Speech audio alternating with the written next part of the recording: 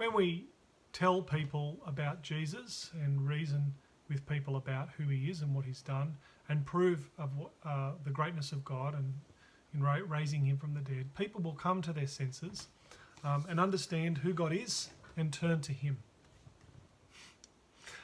Listen to what the response is to Paul. He's in Thessalonica. He goes in and has a speech. We're going through our speech series in Acts. Paul went into the synagogue, and on 3 Sabbath days, so 3 weeks, he reasons with them from the scriptures, explaining and proving it's necessary for the Messiah to suffer and to be raised from the dead. And he says, this Jesus I'm proclaiming to you is the Messiah, he's the King. The result?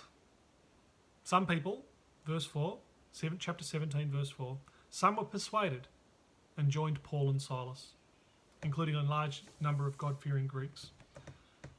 But, verse 5, some became jealous and they brought together some wicked men from the marketplace. They formed a mob and started a riot in the city. They searched for them and brought them out of the public assembly. When they did not find them, they dragged Jason and some of the brothers before the city officials, shouting, these men have turned the world upside down. And Jason has welcomed them. They're acting contrary to Caesar's decrees, saying there's another authority, King Jesus. The crowd heard these things and they released them. Notice it's actually the Jews who get jealous and drag these people before the authorities, and they say there is another king. They're saying there's another king other than Caesar. When you proclaim that Jesus is the king of our lives and the Lord of all, there is an obvious tension and there's going to be obvious conflict.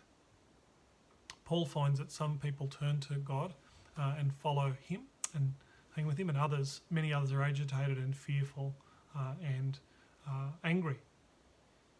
When you say that there is one Lord of your life and you are to turn to him, it really does get people upset.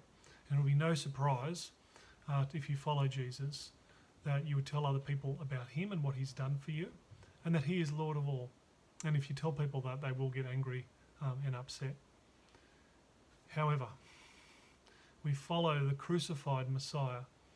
So we follow the one who loves us, and through no act of our own, through his grace, he's called us to his side. And so this makes this Lord Jesus very different from any other Lord, from a Caesar or a worldly leader or anyone else to follow, because this one, Jesus, dies for his enemies. And so this changes everything in the way that we love people and we speak truth, and we also witness to others. We have this mixture of boldness on the one hand, because we know the reality of what God has done for us and truth, but this mixture of boldness and humility, because we're saved by grace and we haven't done anything to deserve being in his kingdom. And Paul actually says, and in our next episode tomorrow, we'll see that it's about revelation. And what that means is it's revealed to us. And it's very, very, very, very important that it's revealed to us, because if it wasn't revealed to us about God and his actions in the world through the Lord Jesus Christ, it would be something that we could look at and achieve, and something that we could somehow reveal ourselves through our ingenuity, our wisdom, our might, strength or power, but rather it's been revealed to us, it's been shown to us who God is, what he's done, and this takes away any pride, it carves out any arrogance or hubris, and it means we're people who love the truth, and we're people who love others.